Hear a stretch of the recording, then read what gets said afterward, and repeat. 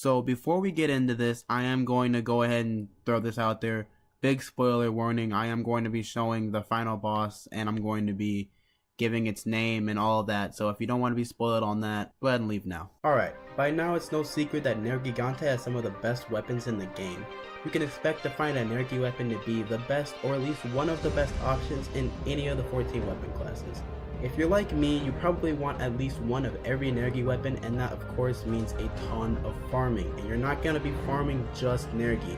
To fully upgrade any of his weapons, you'll need 2 jysaw horns. If you have about the same luck as me, you're going to have all the gems you need after 3 hunts, but it's going to take you 4 hunts, 10 hunts, 20 hunts to get a single horn. That's just how Desire Sensor works. I mean, we've all gone through RNG hell. We all know how it goes. Now, you could go hunt Xeno'jiiva and spend about 20 minutes fighting it and hope that you get a horn at the end, but it's not always going to happen, and if it doesn't, that's 20 minutes that you just threw away. So if you have everything that you need for one particular piece of equipment, bar a specific break item, I found an easier and far more efficient way of getting it. The best thing about this method is that it'll work on any monster that has a break item in the game. It doesn't matter what you need, you can use it to farm horns, fangs, wings, tails, you name it. If you've already played Monster Hunter for Ultimate or Monster Hunter Generations, you might already be kind of familiar with this method, as it's very similar to what we used to call subquest farming. Obviously subquests aren't back, but you can still kind of do the same thing that we were doing back in those old games.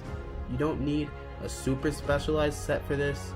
It's as easy as making the breaker charm with the smithy and equipping it. A fully upgraded breaker charm will give you the skill part breaker plus 2, and that's what we want. The set I'm using is simply the breaker charm with a full Xeno'jiiva alpha set. It's not something like super special. As long as you have the fully upgraded breaker charm, or you don't even need a fully upgraded breaker charm. If you have part breaker armor or gems, that works too. You just want at least part breaker plus 2. That's what we're aiming for here. I'm running the Nergigante heavy bowgun with the part breaker plus 2 charm. This method will work with any weapon in the game, but I find guns to be the easiest way to target a specific part and break it quickly. If you need a tail, like a Nergigante tail, because his weapons do need those, obviously you're going to want to bring a slicing weapon, but if you just need general broken parts like a wing or the horns, I find guns to be the best for that. Now without further ado, let's get started and see what we actually need to do to get this to work. For this example, I'm going to show a run I did with Xeno'jiiva to get one of the horns I needed for the Nergigante weapon I was building at the time. I usually eat for attacks so that I can do the most damage to a specific part and the least amount of shots. At the end of the day, it doesn't really matter what you eat for here. If you want the health to feel a bit safer, you can go for the chef's platter or for defense. In order to conserve my ammo, I load up the wyvern heart before I enter the arena. The thing to focus on in this part is positioning. We aren't going for the kill, so we just need to make sure that we're in a position to do damage to the part that we specifically want to break.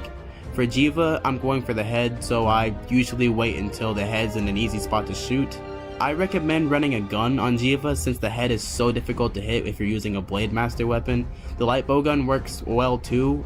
The wyvern blast that it has, if you stack all 3 of them onto each other and then run to the other side of the map, he'll usually run at you, and his head will connect with all 3 of the wyvern blasts and usually take a ton of damage. A gun with slicing shots might be able to break the head even faster, but I'm not quite sure after the slicing nerf.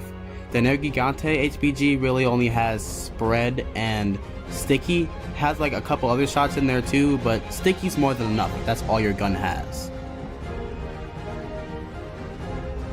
As soon as the head breaks, you can pause the game and hit return from quest, and this is where the magic happens. Instead of hunting Jiva for 20 minutes and praying, it took a minute and a half to break the head and leave.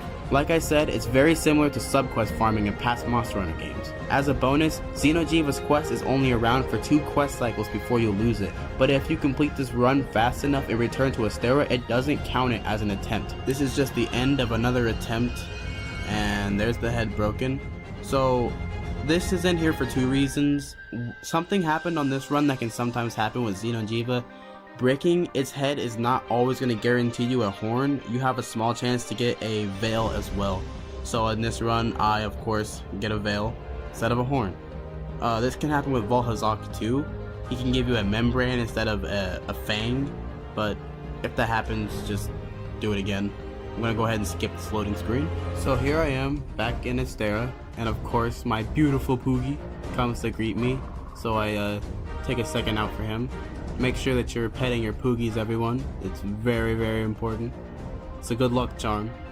And I also restock my items here.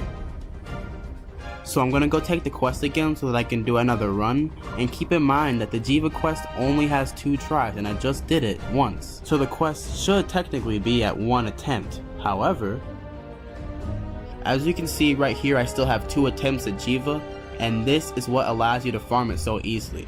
You can do this as many times as you like until you get the horns or wings or even claws that you need. It doesn't matter. If you need a specific part, this is the method for you. All it takes is returning to town after breaking the part. Another part that I know many people were struggling to get was the Vale thing, so I went ahead and showed this method against him as well.